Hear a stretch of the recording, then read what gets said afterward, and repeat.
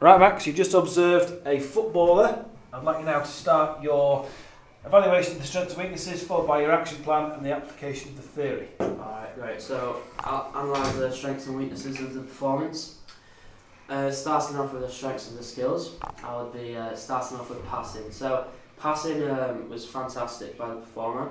He demonstrated that he can pass both with his weaker foot and his stronger foot. And most of the passes reached the desired outcome. So the outcome was really positive, the passing. Moving on to the dribbling. He also showed that he can dribble both with his weaker foot and his stronger foot. And most of the dribbles were successful, but he also knows when to carry out a dribble and when to carry out a pass, so that was fantastic as well. Followed by heading. He demonstrated that he can both head the ball in attacking and in defending situations. So in attacking, he showed that he can have a shot on goal with his head, and the keeper did struggle with that, so the outcome was really positive of that. And in defence, when there was a ball coming over the top, he just tapped in for a throw to stop an attack going through. Moving on to the weaknesses of his skills. The first weakness will be shooting. It's shooting because he lacks both power and accuracy in his shots. He mainly uses his right foot while shooting, which is really bad because sometimes he won't use that foot because he might be blocked on that foot, so he'll have to take a shot with his weaker foot, but unfortunately he can't use his weaker foot. So the outcome would be just the keeper just picking up the ball or saving it with ease. Shot stopping as well. My performance of wing back, so shot stopping is a really important really important part of his game. However, the attackers really do get past him really easily, and he does struggle with the shot stopping. He blocks it sometimes, but unfortunately most of the time the attacker does get away with the shot. Another weakness is his marking. He's a really quick player, however he does struggle with marking a player. He's more of a he struggles with man-to-man marking, however he doesn't struggle with zonal marking. But usually in today's game it's man-to-man marking, so he'll have to adjust to that. So moving on to the strengths of the tactics. The first one is his high pressure. He does apply high pressure to the opposition, which means that they're more likely to make a mistake, and that can mean that he can get the ball. Another one of his strengths is his knowledge of formations. When the manager tells him to swap formations, he does that with ease. So he does have knowledge of the different formations, and that works out to be fantastic for the team. Another strength is his counter-attacking. Counter-attacking, as I said, he's a really quick player, so he can carry out a counter-attack very easily, which can cause his team to score a goal. A weakness of his performance would be set pieces. He's a corner taker, so the delivery should be good. However, what I've been looking at, most of his corners have been inaccurate, going over the attacker's head, so the team couldn't do anything with that. Another weakness would be his offside trap. He's a quick player, however his reaction times, such as with the offside traps, aren't really good, so that results in the team, in the opposition team, being able to carry out a fantastic attack. And another weakness is his defensive tactics. As he is a wing back, his defensive tactics should be very good, such as I said, the offside trap. But however, he does struggle with that, which means the opposition can use this to their advantage. So moving on to the fitness, the strengths of the fitness. He's a really quick player, as I said, really quick player, which allows him to get past the opposition's team defence with ease, which can result in a successful attack. Another strength would be his muscular strength. he's small, but he's quite a built player, which means he does win one-to-one challenges such as like shoulder to shoulder or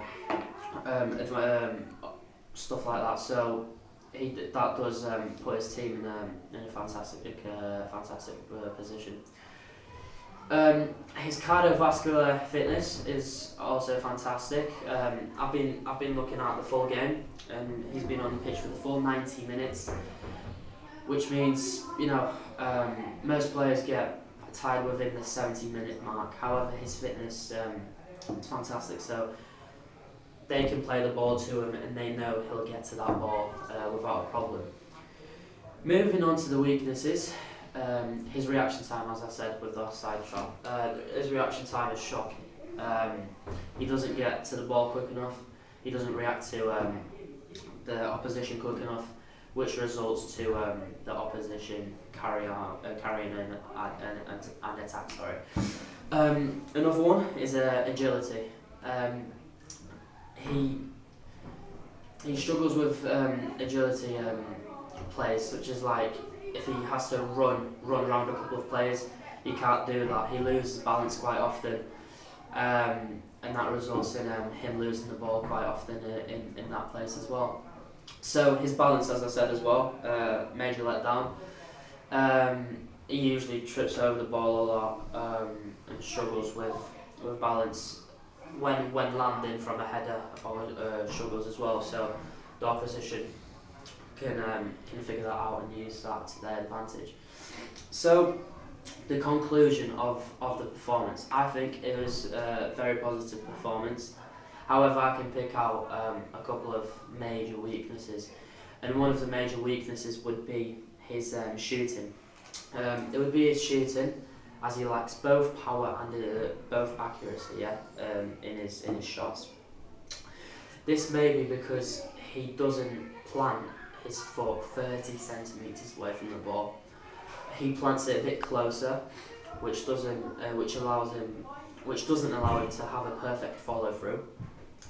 And if he doesn't have a perfect follow through, he can't get that power onto the ball, neither that accuracy. So he would have to improve on the planted foot, and he doesn't know when to shoot or when to pass, so he'll have to improve on that as well. A perfect model of shooting would be someone like Cristiano Ronaldo. As you know, most of his shots are absolutely fantastic. I mean, one of the best players in the world. Practically 95% of his shots, he plants his planted foot 30 centimetres away from the ball, which allows him to get that follow through perfect and to strike the ball in different ways, adding back spin, front spin, and both the side spins, which are hook and the slice. So and that's what the performer does lacking. So he'll have to get a few tips from that. So moving on to the action plan. I've made an action plan, and the action plan is made up of 6 blocks of 2 weeks. And throughout those blocks, I'll put the FIT principle throughout. So the FIT principle is frequency, intensity, time and type. So I'll put that through the 6 blocks. And before the action plan, I'll also make a pre-test, and the pre-test will consist of 2 drills, one focusing on accuracy and one focusing on power. So with the accuracy one, there'll be 4 hoops in the goals.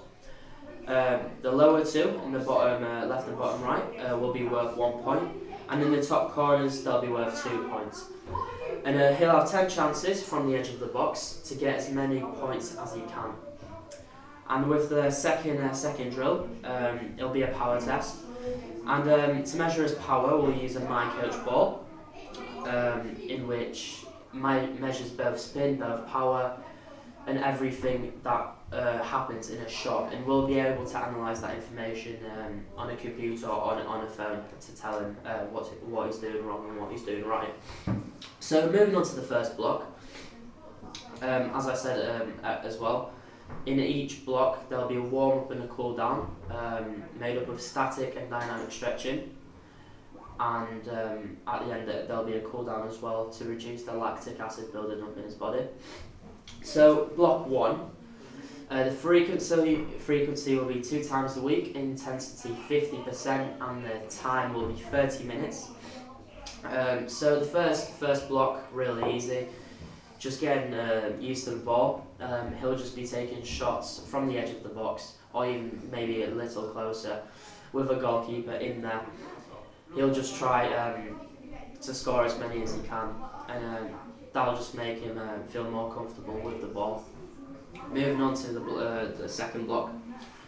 Second block will be the same frequency, 2 times a week. However, the intensity will slightly go up to 60%, and the time will still remain at 30 minutes. So in the second block, it'll be a bit harder, as there'll just be a slight wall put into place, made up of 3 players, and he'll be taking shots from the edge of the box as well. Intensity, I've increased that because he'll be running to the ball and then taking a shot, so that slightly goes up, and he'll be doing that for 30 minutes as well. So hopefully he gets more comfortable with the ball and with the free kicks as well, to increase that power and accuracy. With block 3, frequency increases to 3 times a week, and intensity goes up to 70%, and time goes up to 45 minutes. So with this one, we'll have someone, a coach, cross the ball in, and he'll either have to take a touch or volley it into the goal. This will add the power that he needs into his shots. And yeah, so moving on to block 4. Block 4, frequency will be 3 times a week still. Intensity will be 80%, and the time will still remain at 45 minutes. So with this one, I've added an agility run, as he does like an agility as well. However, obviously the prioritised weakness would be shooting. So we've set up a small agility run for him, in which he runs between cones and races to the ball, and then it takes a shot on goal, which increases the intensity, and hopefully he increases the accuracy of his shots in this drill. Week 5, frequency 4 times a week, intensity 90%, and his time would be 1 hour. So with this drill, he'll start on the halfway line with a defender, and he'll have to sprint to the ball, beating the defender to it.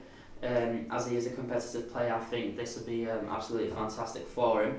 And then once he gets the ball, the defender will come in, and then he'll have to get the ball past the defender and shoot on goal. So that concludes the action plan. However, as I said before, I'll put a post test in there as well, and the post test will be identical to the pre-test, to see how much he has developed throughout the 12 weeks that we have said. So, moving on to the application of theory,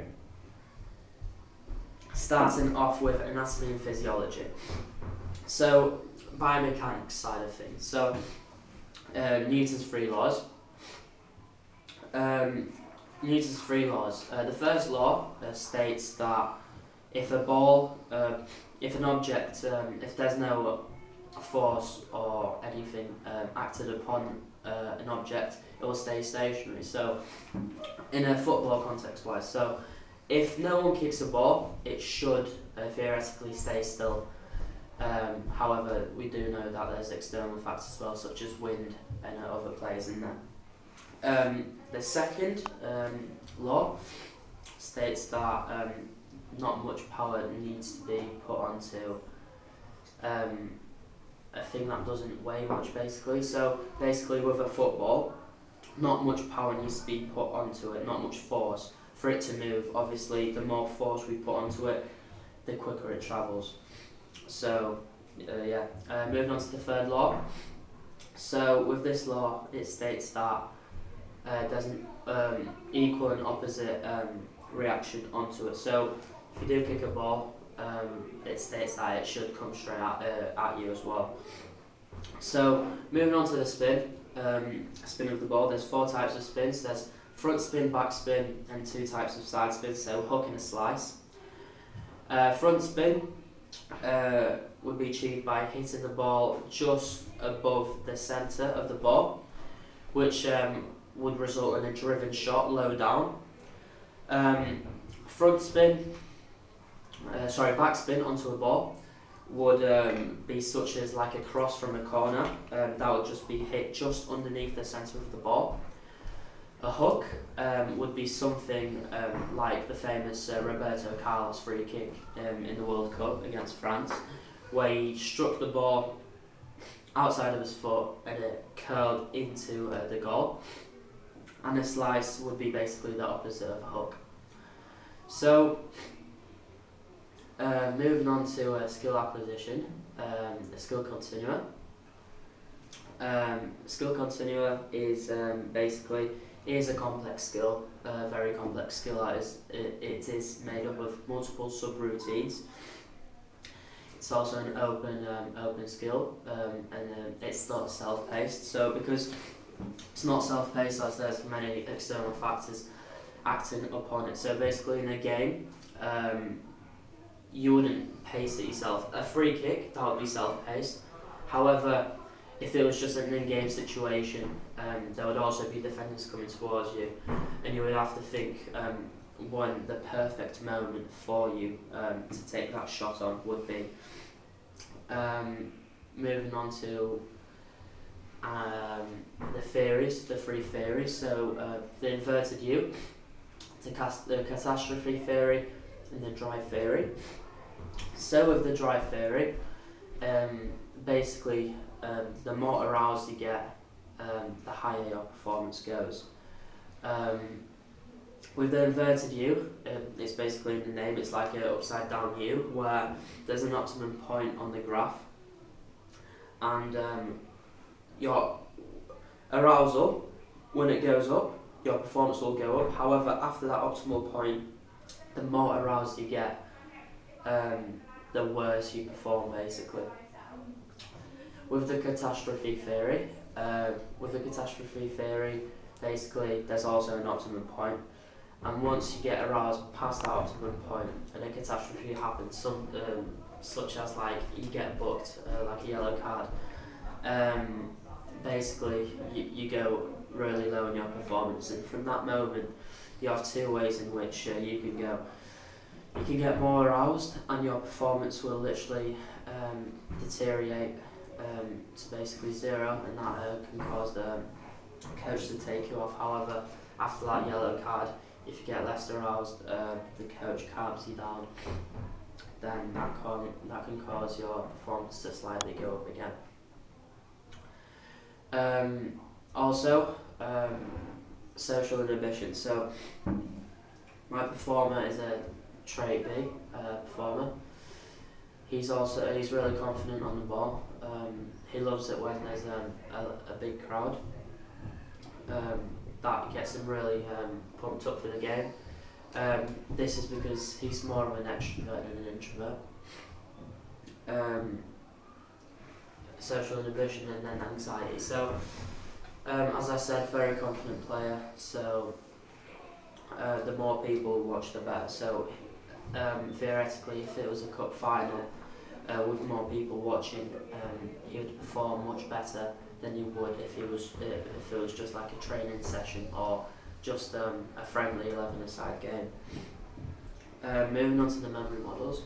So we've got two different models. We've got Atkinson and Schwind's multi-star model, which was established in 1968. So with that model, we've got an input, and after the input we've got sensory memory.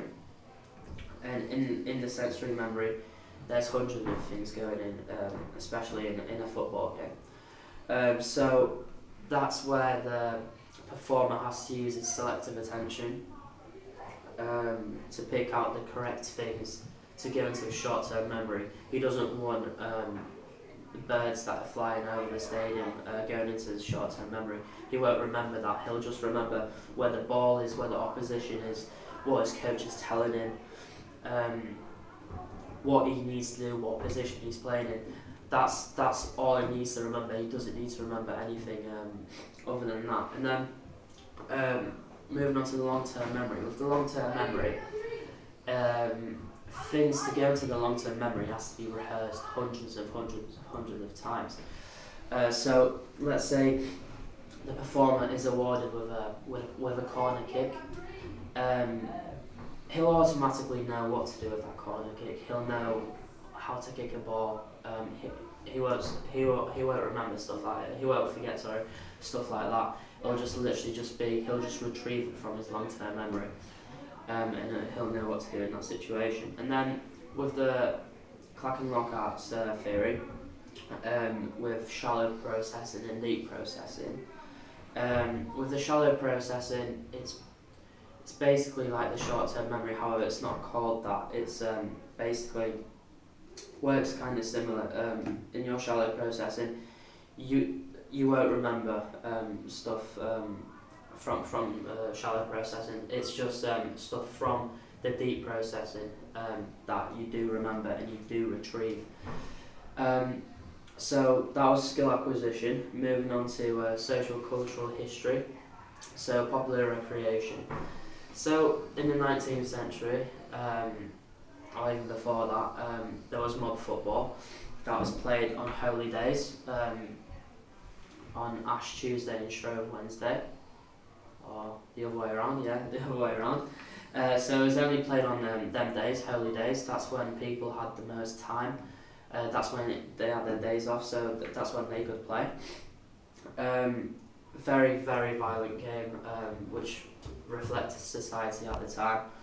And it was played locally, because there wasn't really written rules at the time which told them what to do, so only people in the area knew how are they going to play it. Because if you went literally like an hour away from that place, villages in that area would play it differently, so there was no way in which they could play it together. So then there's also transport. Transport before popular recreation. So before 1863, there was no railways in which you could not play sports internationally, nationally. It was just all local, because the players could not get to other places. However, once the railways got put into place, basically they could travel all around the nation to play, and that's when a league started. So, for example, let's say the Premier League, you've got teams all over the country who do play each other. Without that transport, that would not be possible. Then you've got public schools. With the public schools, there was also no written rules, which meant that it would only be played locally. As I said, like the mob football, no one really knew the rules, so they just made it up themselves. Each school had different rules. However, at the third stage, a head teacher got in, and he basically sorted everything out. There was written rules for that, so then the schools could compete inter-house and inter-school as well. So that's how that developed. And with the ex-school boys as well, basically they helped that as well. So the boys from the ex-boys from Cambridge and Oxford came together, basically, and they set the written rules, which they did help football to be played nationally and internationally as well. So I think that concludes the performance of this given performer.